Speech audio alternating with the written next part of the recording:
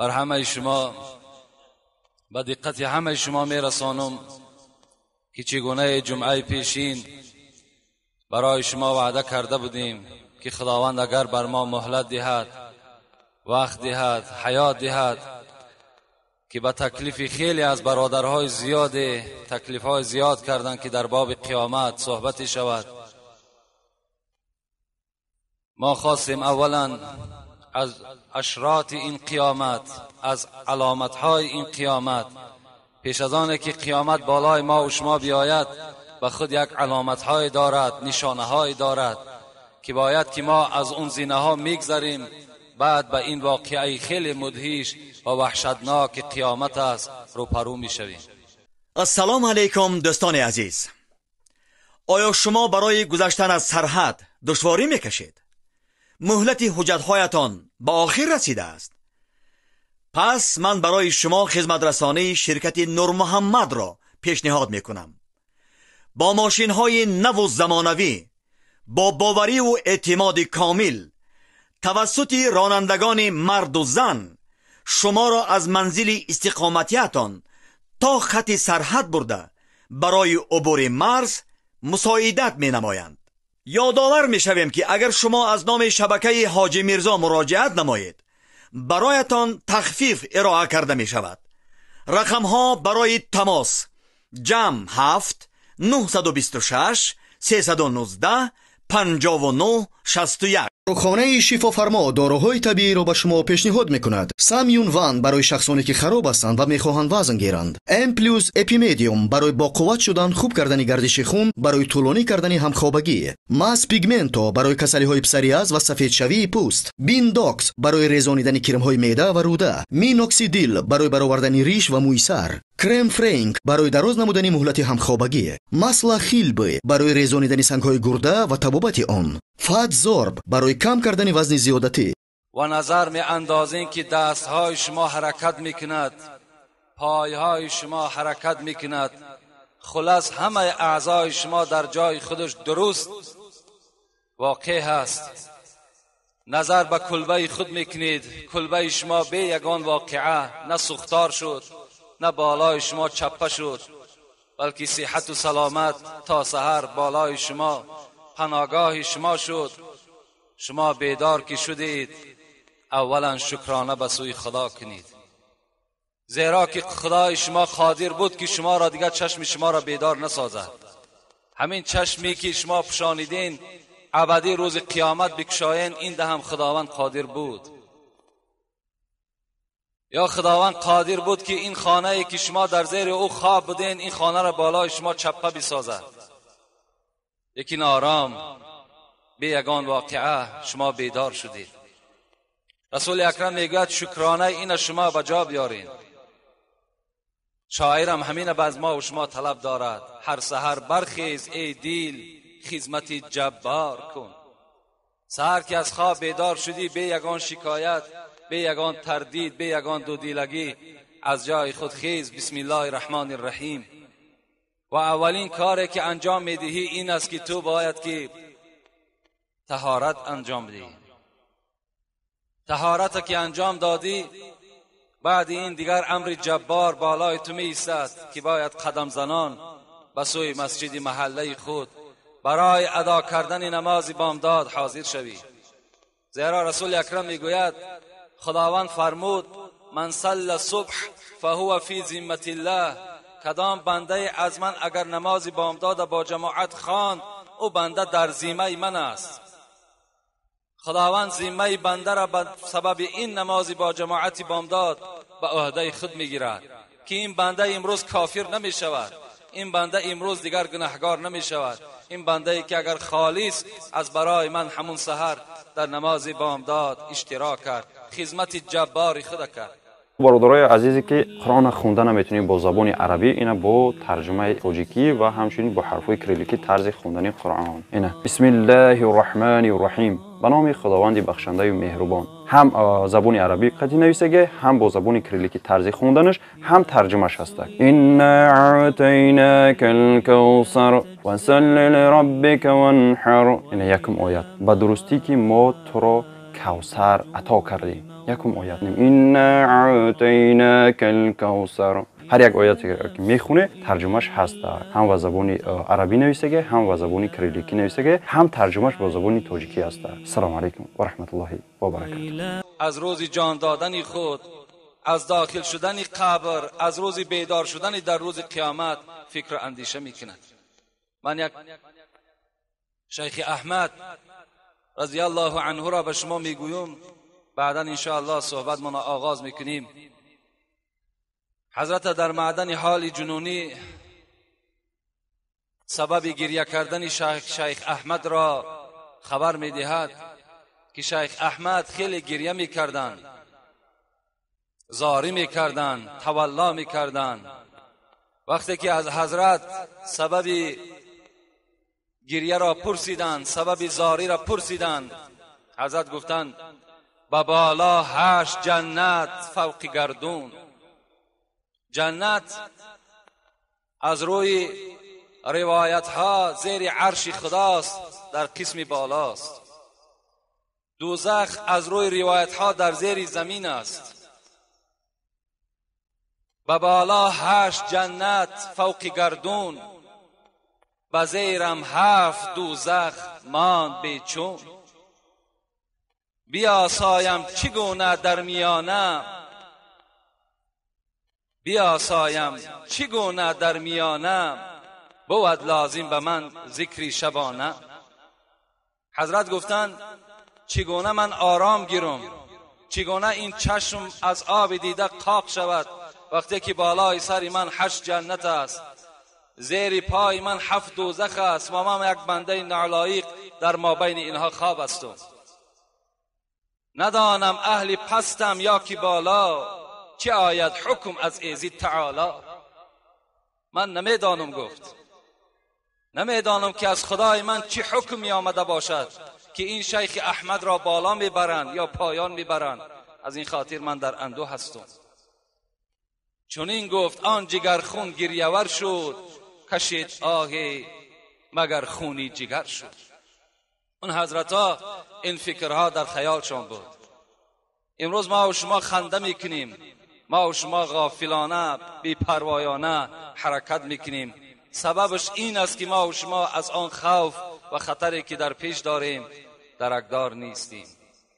کل عین باکیه الا 3، پیغمبر میگه تمام چشمها در روز قیامت گریه میکنند مگر 3 چشم در روز قیامت خنده میکنند.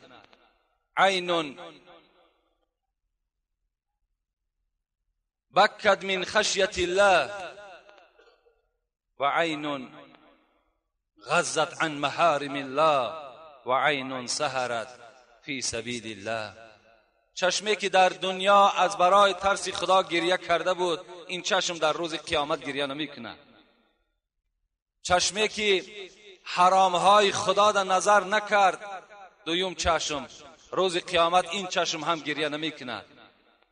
و چشمی که از شب تا به سحر بیدار بود، نمازهای تهجد میخواند، کتابخوانی میکرد، این چشم ها هم روز قیامت خنده میکنن، گریه نمیکنن. خوش به حال آن برادرانی که از این گفته هایی که الها به سمع شما رسانیدم در وجود اونها این موجود است و انشاءالله این عمل هایی که الحال گوش انداختین اگر شما عمل کننده باشین، شما هیچگاه نه در دنیا و نه در آخرت البته گریه نمیکنین. بسم الله الرحمن الرحیم. ان عمر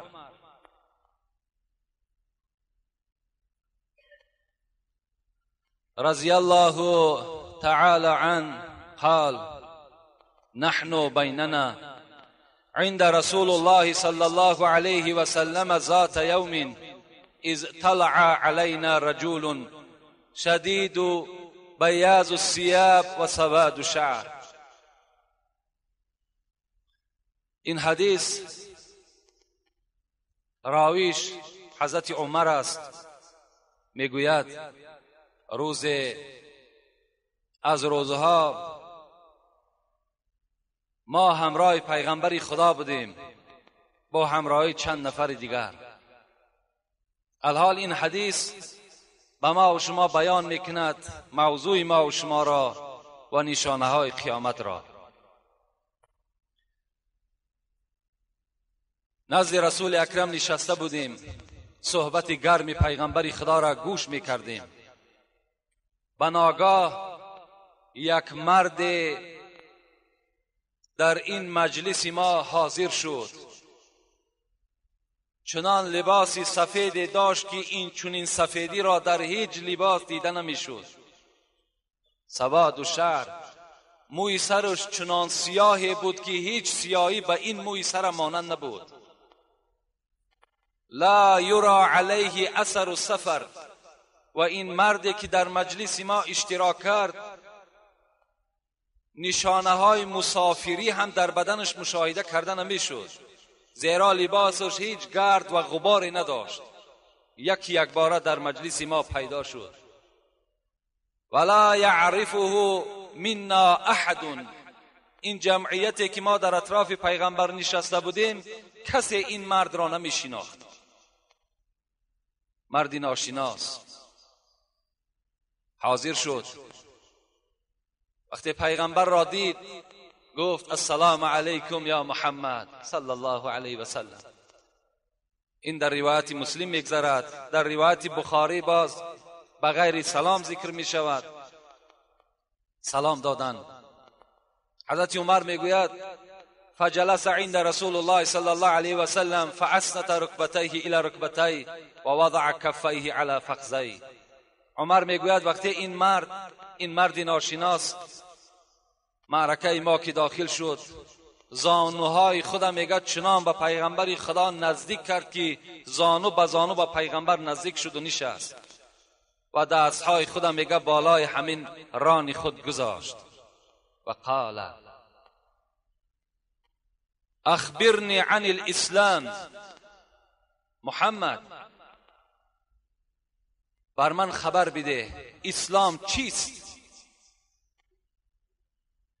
فقال صلی الله علیه و سلم ان تعبد الله ولا تشرك به و تقیم الصلاة و تؤتی الزکات و تحج البیت و تصوم رمضان. پیغمبر خدا در جواب این مرد میگه جواب داد اسلام این است: اولا عبادت کن خداوند را چنان بشمار که هیچ ذات و شریک ندارد. خداوند فرزند ندارد، خداوند پدر ندارد، مادر ندارد، اولاد و خویش ندارد. دویم 5 وقت نماز خواندن است. رسول اکرم سوال این مرد جواب گفته ایستاده است. سوم زکات مال دادن است. چهارم اگر قوت داشته باشی حج کردن است. پنجم ماه مبارک رمضان روزه داشتن است. صدقت یا محمد فعجبنا. وقتی میگه رسول الله این جواب به این مرد گفت، این مرد گفت راست گفتی ای محمد. ما در تعجب افتادیم این کی هست که خود سوال میدهد باز خود تصدیق میکند. حضرت میگد باز این مرد میگد سوال دادن دوام داد. اخبرنی عن الایمان. از ایمان محمد بر ما خبر بده. رسول اکرم چی گفتند؟ ان تؤمنوا بالله و ملائکته و کتبه و رسله والیوم الاخر و تؤمنوا بالقدر خیره و شره. قال صدقت یا محمد.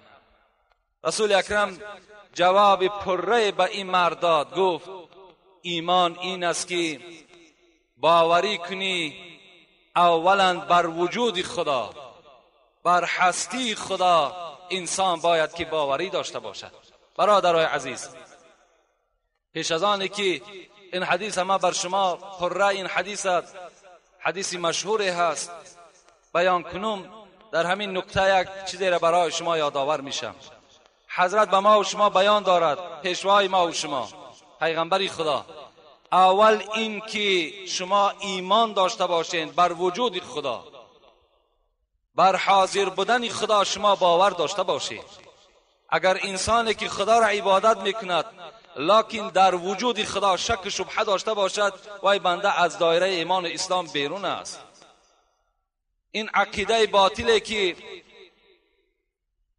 یک توده مردمی گمراه داشتن برای نبودن خدا، این عقیده باید در مردم مسلمان نباشد.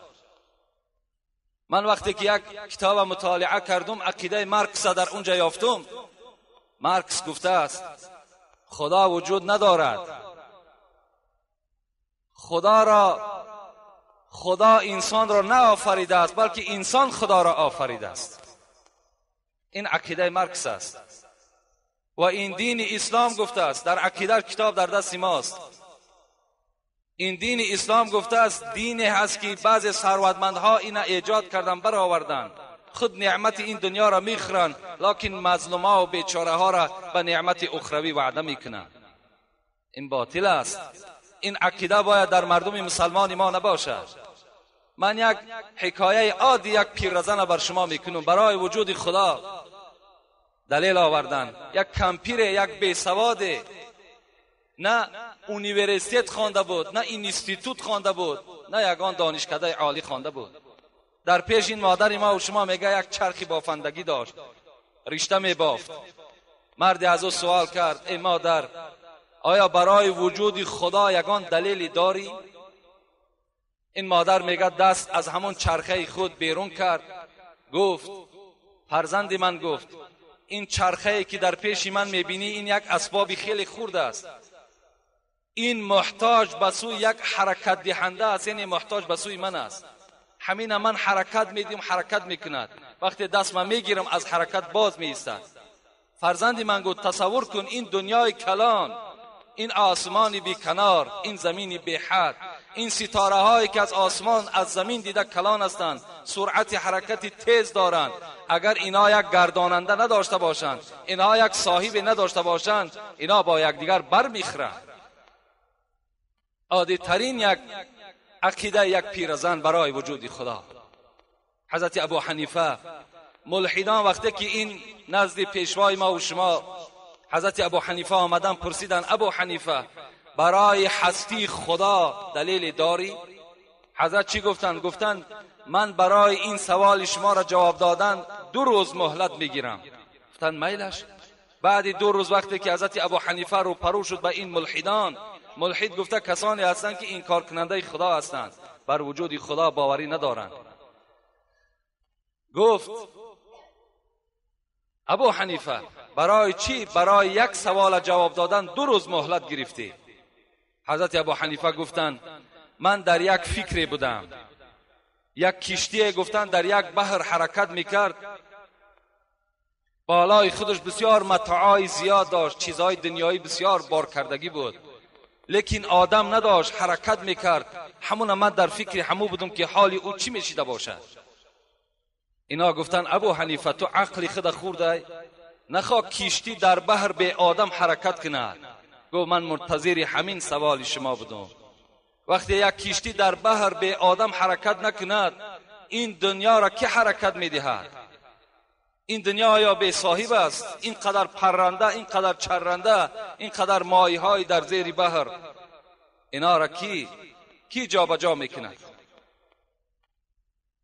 برگ درختان سبز در نظر هوشیار، هر ورقش دفتر است معرفت کردگار.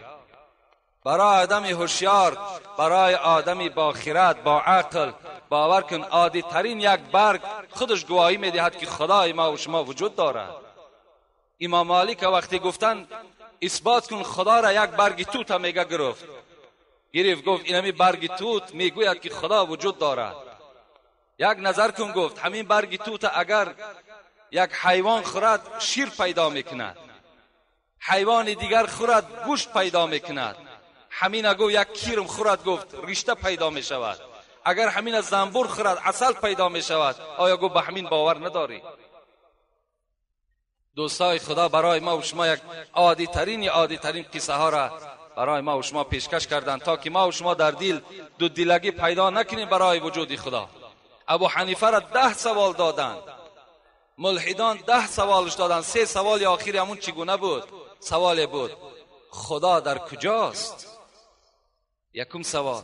دوم، ابو حنیفه شما میگویید که شیطان از آتش است، از آتش آفرید از خدا شیطانه، باز در روز قیامت به آتش همین شیطان عذاب میدهد، چگونه آتش عذاب میدهد؟ و سوم این که در ازل بنده نیکی و بدی کتابت شده است، باید که اون بنده به این نیکی و بدی دست بزند، پس چی لازم است که خدا اینها را در روز قیامت عذاب بکند؟ این سه سوالی بود که در دوره هایی که ابو حنیفه طالب بود بچه بود سوالش داده بدن. حضرت میگه چیکار کردن؟ گفتن من احتیاج به یک چیزی دنیایی دارم، برای اثبات این سه سوال شما برای من یک چیزی لازم است. گفت مرحمت چیزی لازم است بیار. حضرت خیستن یک کلوخ کلانی را میگه در دست گرفته آوردن و بر سر همین مردی که سوال داده بود بر سر همون با یک ضرب سخت زدن و میگه وزیرهای این کس همه هجوم کردن، دشنام دادن. گفتم دشنام ندهید، این عمل را من انجام دادم تا که از این مسئله من سه سوال شما الحال خارج می شود. گفتن چگونه؟ گفتن از همون مردی را که زده بود ابو حنیفه پرسیدش آیا از همین ضرب کلوخی که من در سر تو زدم آیا درد در وجود تو پیدا شد؟ گفت بله. گفت خونها از سر من حرکت کردن برآمدن. گفت درد از کجا برآمده ایستاده است؟ گفت از جای زخم. گفت همون درد را برای من عیان کن، نمایان کن که همون درد در کجاست. یعنی همون درد با چشم دیده می شود؟ گفت نه، درد را با چشم دیده نمی شود. گفت درد با چشم دیده که نشود این مخلوق خداست، درد این خالق از کجا دیده می شود؟ وقتی خدای ما و شما میگه لا تدرک الابصار و هو یدرک الابصار، خدا خودش در سوره انعام میگوید من چنین ذاتی هستم که چشمهای شما مرا دیده نمیتواند، لکن من همه شما را میبینم.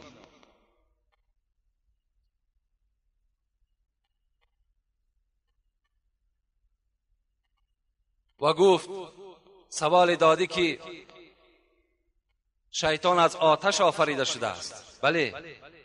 وقتی شیطان خدا امر کرد که آدم سجده کن گفت خلقتنی من نار و خلقته من طین، ای خدا گفت تو مرا از آتش آفریدی و یا از خاک آفریدی، آتش از خاک افضلتر است، ما ویا سجده نمی کنم.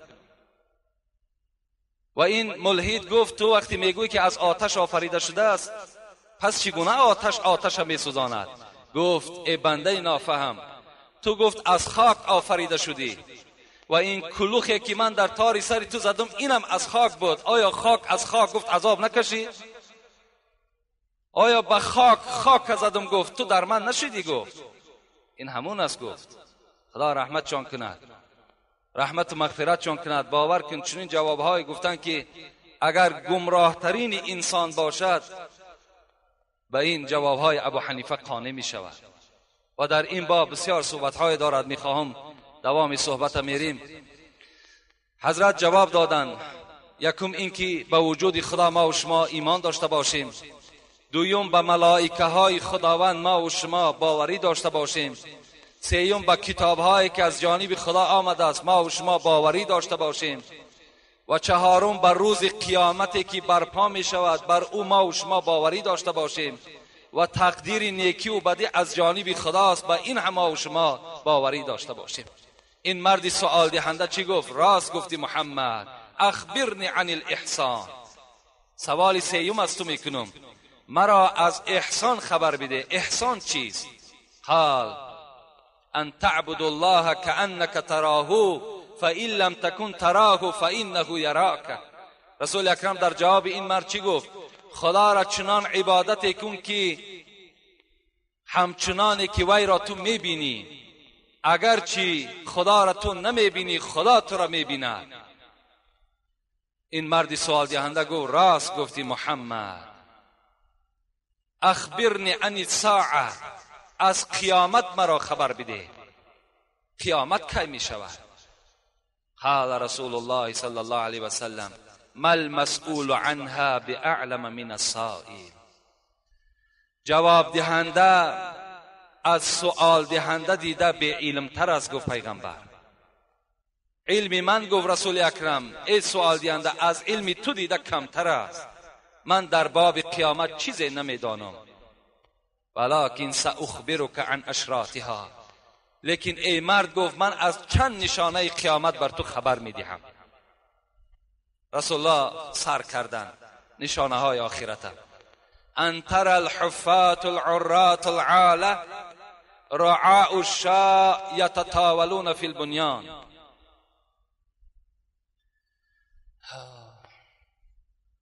پیش از آنه که این اولین نشانه‌ای که رسول اکرم خبر داد و شما معنی داد کنم، اولا شما را به این مردی سوال دهنده من شناس کنم، زیرا مرد بعد این سوال ناپدید شد رفت. ثم انطلق فلبست ملیا. عمر میگوید این مرد از جای خود خیست بعد از شنیدن نشانه های قیامت. فلبست ملیا، پوشت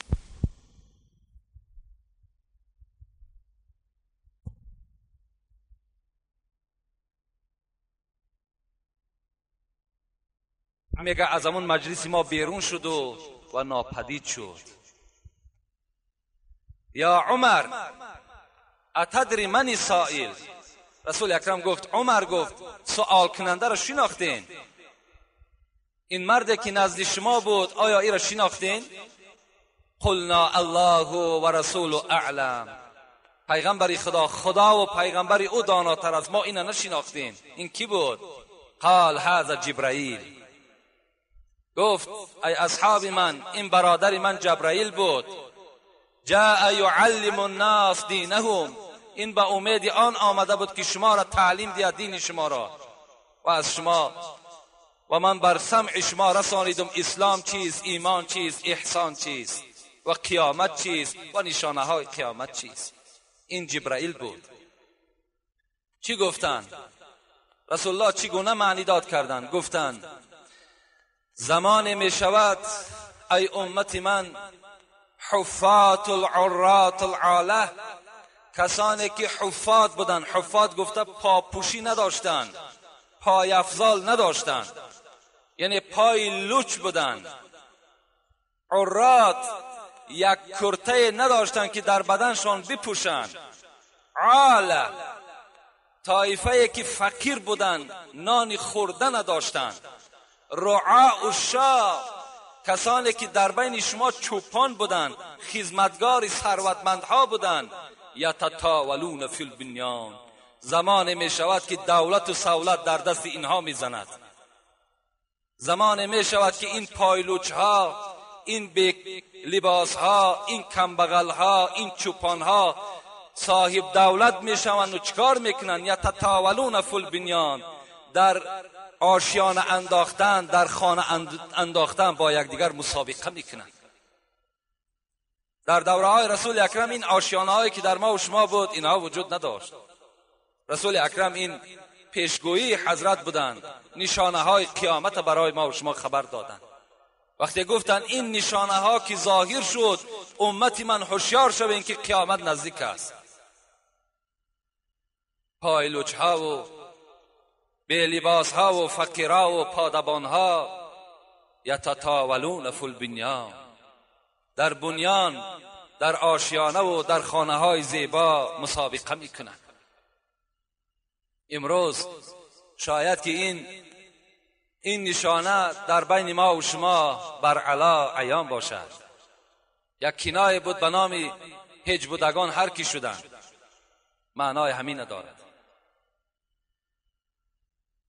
در اصل بعضی از برادرهایی که صاحب دولت شدند، صاحب سهولت و مال شدند، در حال به کارهای نامشروع دست میزنند، در حال طغیانگر میشوند، سرکش میشوند، تا جایی که این پول و مالی که خدا به آنها داده است در راه خیر استفاده کنند تا که در قیامت دستگیر اینها شود. نه، عکس این رفتار میکنند. زیرا که خدا در قرآن گفته است کلا ان الانسان لا یطغی ان رآه استغنا. سوره اقرا، اولین سوره که بر رسول اکرم نازل شدگی است. خدا چی میگوید؟ به درستی این که آدم انسان اگرچنده که ضعیف است، عاجز است، سرکش می شود، طغیان می کند. کدام وقت؟ الرعاه استغنا، وقتی که خودش به دولت می بیند، وقتی که در اطرافش و وقتی که در خزینه و صندوق خودش که مال زیاد می بیند، پول زیاد می بیند، وای در حال سرکش می شود. این آیت میگه سبب نزولش کی بود؟ ابو جهل که یکی از دولتمندهای همون زمان رسول اکرم بود، به سوی تمام همون مردم اعلان کرد که وقتی محمد سری خودت در همون خاک میگذارد و از خدای خودش زاره میکند، مرا خبر دهین، با این پای که دارم در گردن محمد میگذارم و چهره او را در زمین خاکالود میکنم. این سبب طغیان ابو جهل بود، برای به دولت بود، برای به سولت بود. فکر کرد این دولت و این سولت شوی نجات میدهد. روزی میگد رسول اکرم که چهره خودش در همون زمین پیشانی خودش گذاشت و سبحان ربی الاعلا شروع کرد و برای غم امتش گریه میکرد، ابو جهل خبر دادن ابو جهل محمد پیشانی خودش در خاک گذاشت، وای ساعتها میگذارد. ابو جهل میگد از جای خود خیست و دوان به همون جایی که محمد سجده داشت آمد.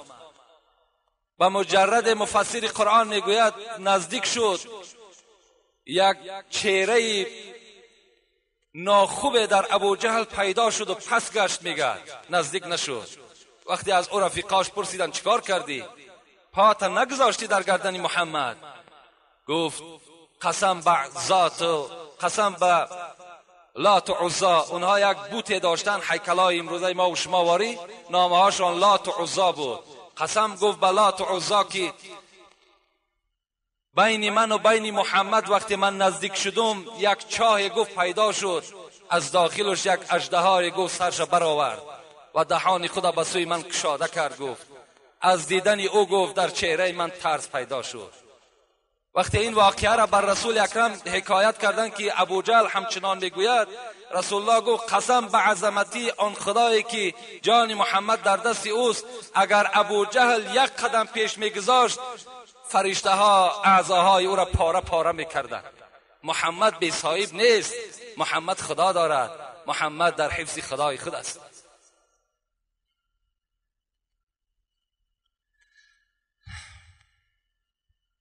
اذا كانت الحفات العرات رؤوس الناس فذاك من اشراطها.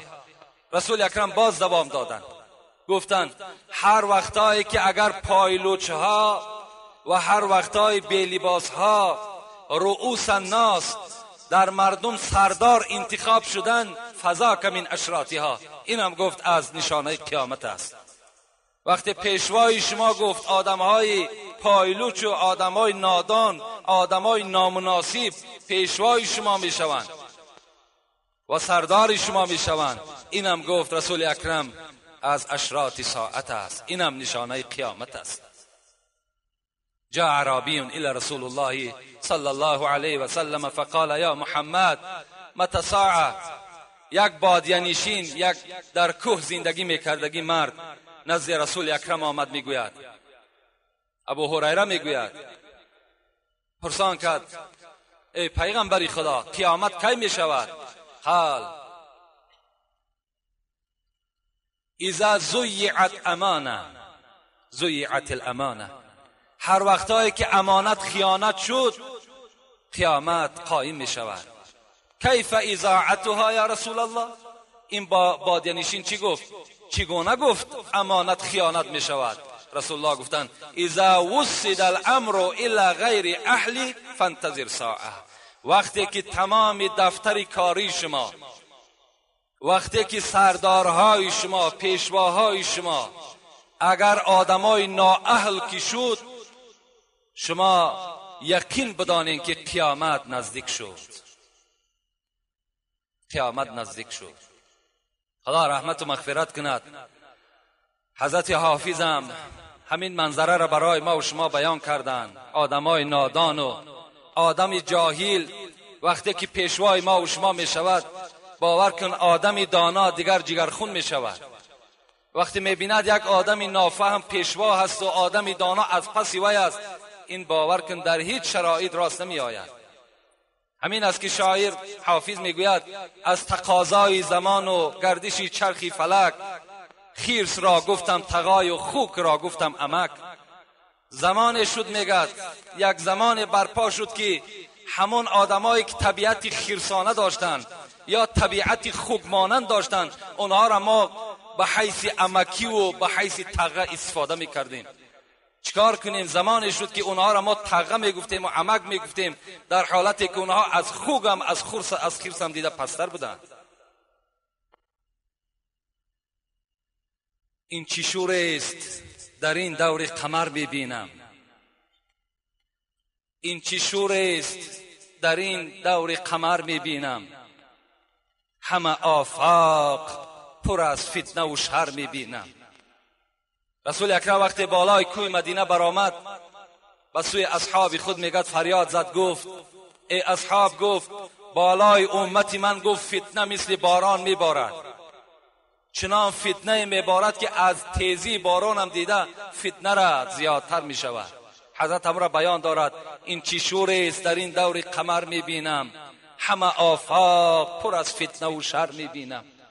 این چی شد؟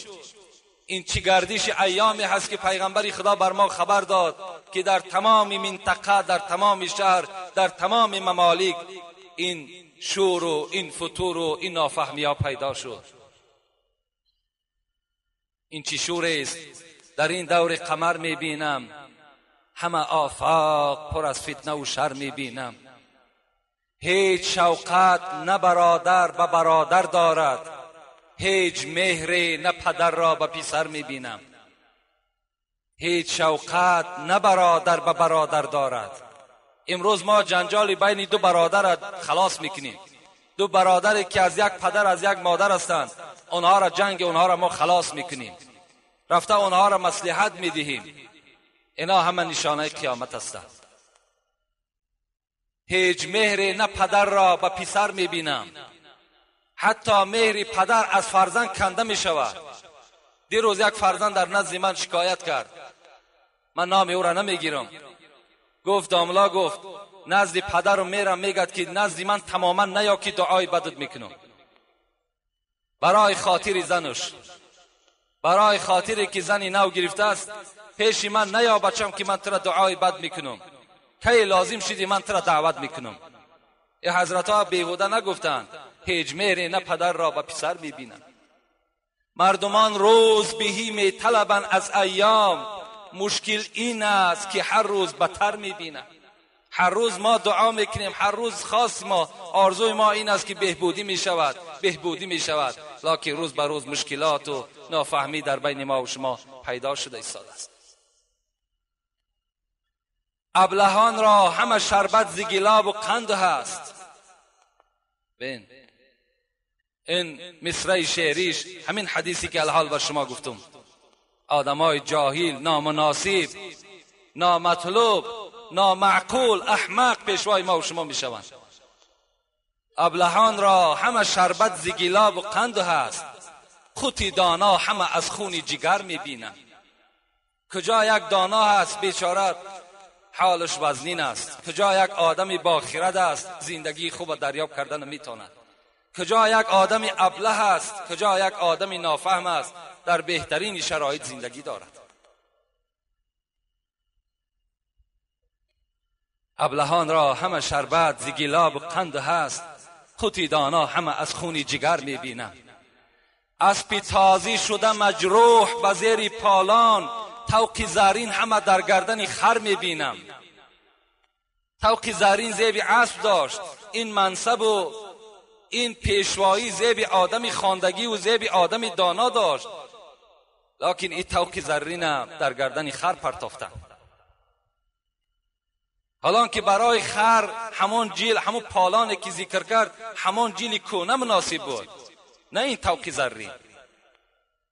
دختران را همه جنگ است و جدال با مادر، پسران را همه بدخواه پدر میبینند.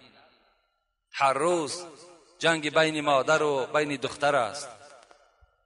هر روز فرزندها آرزو میکنن که این پدرها از بالای سر اونها دور شود. پسران را همه بدخواه پدر میبینن. پند حافظ شنو ای خواجه، برو نیکی کن که من این پند به از گنج و گوهر میبینم. حضرت گفتن ای مردم، گفتن آگاه باشید، این پنده که من میگم این از خون جیگر است.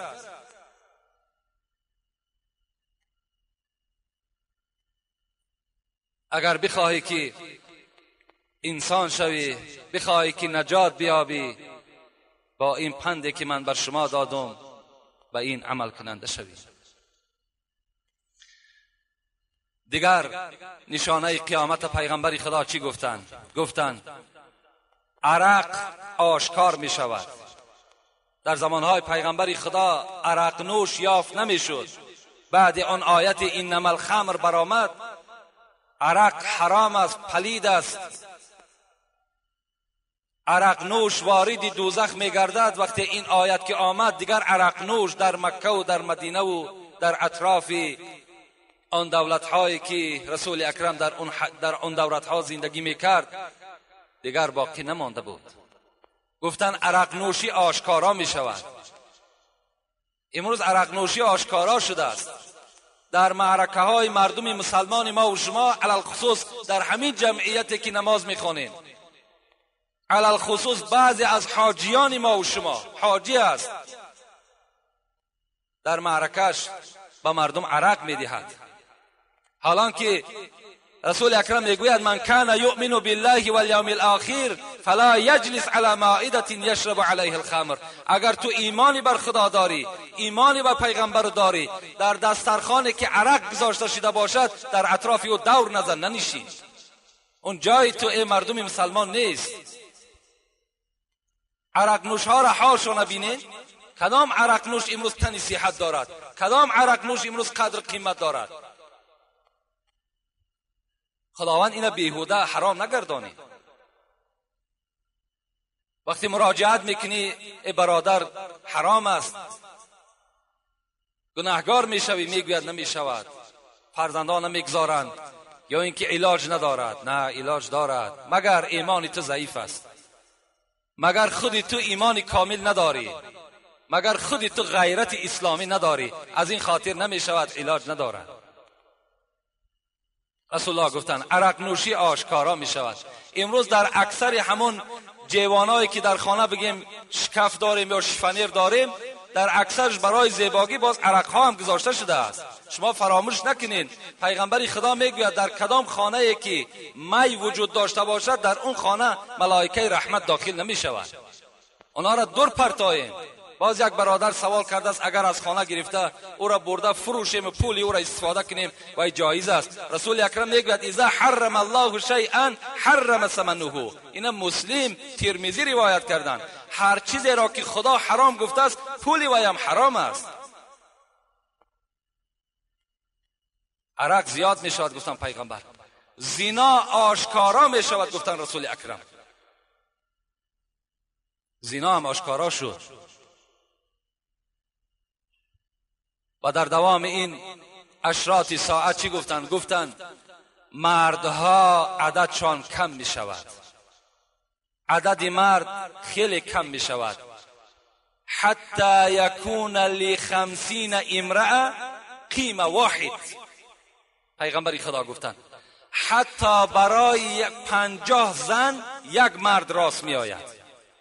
زمانی می شود چنان مردها کم می شوند، چنان صفشان کم می شود که حتی 50 زن در یک مرد راست می آیند.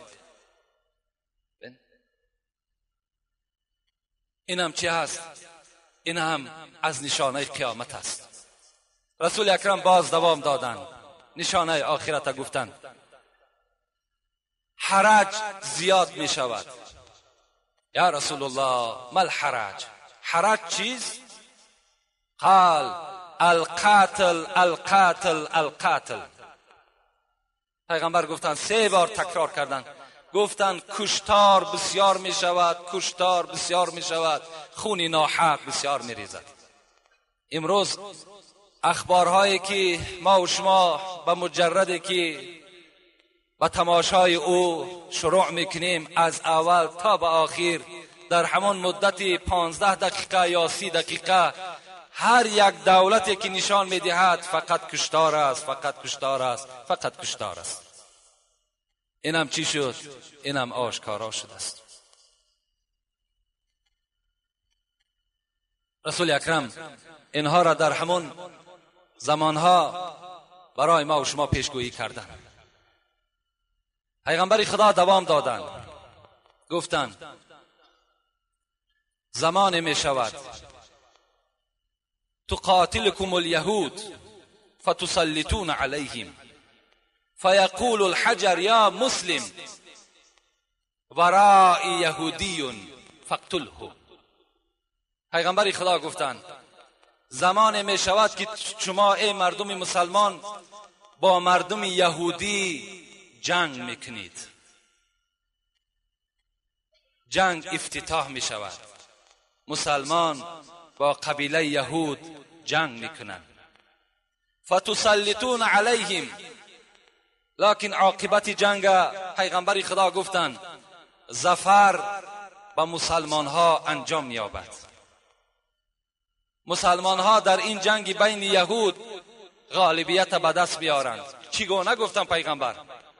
فیقول الحجر، حتی همین سنگ‌های کلانی که هستند اینها زبان میکشایند و میگویند یا مسلم وراء یهودیون، ای مسلم احتیاط شو و نزدیک من بیا که در پس من یهودی هست، فقتله و یا قتل کن. این زمان هم گفتم پیغمبر خدا نزدیک می شود. این زمان هم گفت بالای شما ای امتی من می آید. دوام می دهیم دیگر نشانه قیامت. لا تقوم ساعه حتى يبعث دجالون كذابون قريبا من 30 كلهم يزعم انه رسول الله. زمان می شود گفت پیغمبری خدا دجال ها می برایند. الحال صحبت ما به دجال کلانی نمی رسد، وقتی ما خیلی کم است. انشاءالله ما از دجال کلان به شما صحبت الهیده داریم، زیرا او دجال دیگر دجالی هست که وای از 10 نشانه هست. این نشانه هایی که الحال من به شما گفته استم این نشانه های خرد است. قیامت 2 نشانه دارد، یکی نشانه های خرد، دیگر نشانه های کلان. این دجالی که یک چشم دارد و بین شام و بین عراق می براید و تمام مردم گمراه می کند، این دجال کلانی است. این من صحبت و جمعه های آینده می پرتم. رسول الله گفتند دجال ها می براید، یعنی فریب دهنده ها می برایند. قریبا من 30، اینها قریب که 30 نفر هستند. قریب که 30 نفر تا روز قیامت 30 دجال دیگر می براید. این 30 دجال، این 30 نفر گمان میبرند این که اونها پیغمبر هستند، در اصل کذابون، اینها دروغ میگن. بعد من دیگر پیغمبری خاتمه شد. در دوره های پیغمبری خدا مسیلمه برآمد. مسیلمه کذاب در قصه ها میگذرد، دعوای پیغمبری کرد. در دوره های ابوبکر وقتی رسول از دنیا گذشت دایرش بسیار وسیع شد، مردم بسیار در اطراف جمع کرد، لکن ابوبکر صدیق با مبارزه ضد او جنگ اعلان کرد. این مسیلمه را در این جنگ چکار کرد؟ نابود کرد. چندین قاری ها، چندین حافظای قرآن در ضد مسیلمه کذاب به شهادت رسیدند. و الحال ما و شما آگاه هستیم. یک برنامه در مجله بود که در خودجندم یک پیغمبر برآمد. شما آن مجله را خواندین که وی هم دعوای پیغمبری کرد و قبلش جدا کرد و گفت بر من چندین آیت ها آمده است به نام آیت کارپرتایی، به نام آیت ماهیگیری. اینها را این پیشکی هم برنامه ها داشت، لکن این هم از جمله همین 30 نفر دجال های هستند که پیغمبری خدا پیشگویی کردند. اینها چکار کردند؟ برآمدند. تا بین این و تا بین اون مسیلمه کذاب چندین تا دیگه برآمده است. شاید باز تا قیامت چندین نفرهای دیگه باز برآمد کنند. لکن شما اینها را باور نکنید. اینها دروغ میگویند، اینا همه دروغگو هستند، اینا کذاب هستند، اینا جنهایی دارند که اون جنها کافر هستند، اینها را وسواس میکنند که شما پیغمبر هستین و من جبرائیل هستم برای تو وحی میارم. اینا گمان میکنند که پیغمبر هستند، در اصل پیغمبر تمام پیغمبری خاتمه شد. این رسول اکرم هم چیکار کردند؟ برای ما و شما پیشگویی کردند. و دیگر نشانه آخرت رسول اکرم گفتند که حضرت ابو هریره میگه سمعت رسول الله صلی الله علیه و سلم یقول، پیغمبر خدا گفتند لا تقوم الساعه، قیامت قائم نمی شود مگر کدام وقت؟ یک مرد می براید ذو سویقتین من الحبشه یخرب الكعبه. سبحان الله. یک زمان گفت می براید یک مرد می براید که پاهای خیلی باریک دارد، پایهاش باریک است، پایهایش خیلی باریک است، خودش سیاه پوست است، قدی پس دارد. یخرب الکعبه، همین کعبه مکه مکرمه را خراب میکند، کعبه را چپه میکند.